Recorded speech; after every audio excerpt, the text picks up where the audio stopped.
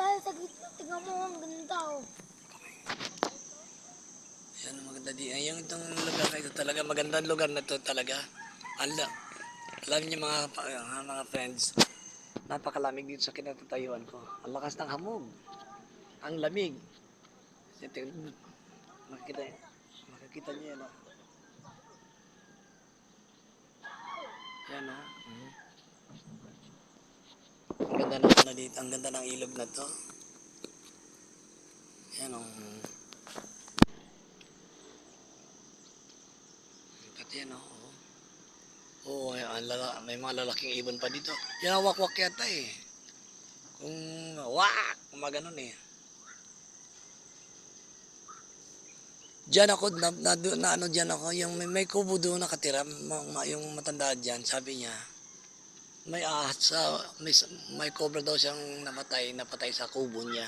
Siyempre, hindi maiwasan may cobra niya, nagpapalamig-lamig, yun, so nang ahas sa malamig-lamig eh. Kaya diyan, minsan binubuga niya tanghali, naabutan ko siya, yan oh, may ibong malaki yan oh. Ayan oh. Yan oh. Naibaw na kasi pag ang cobra gusto sa malamig-lamig, ay kumatuklaw siya doon sa kayang ang kubo niya pa naman parang 2x2. 2x2 lang o wala sa kubo lang. Parang banyo lang kalaki.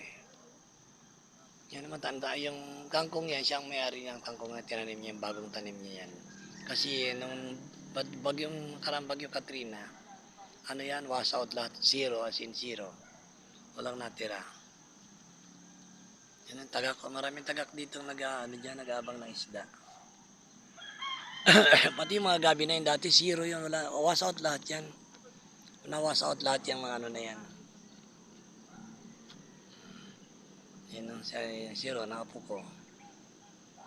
Yan. Yan siya.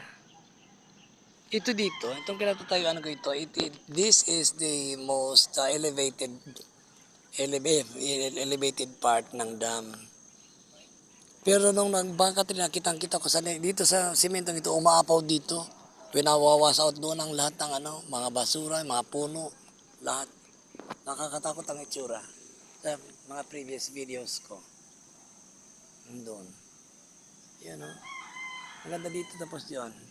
Yan yung garden ng mga senior citizens. Yan. Dito sa aming village.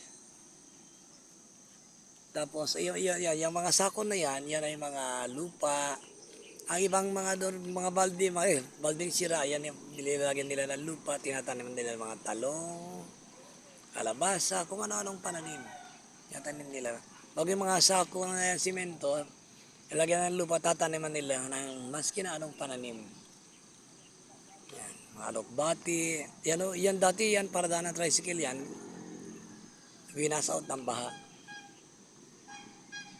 Kaya yan, pati ano nila. Ayan, dito ganyan yon. So yun. Diba, yan muna, mga friends.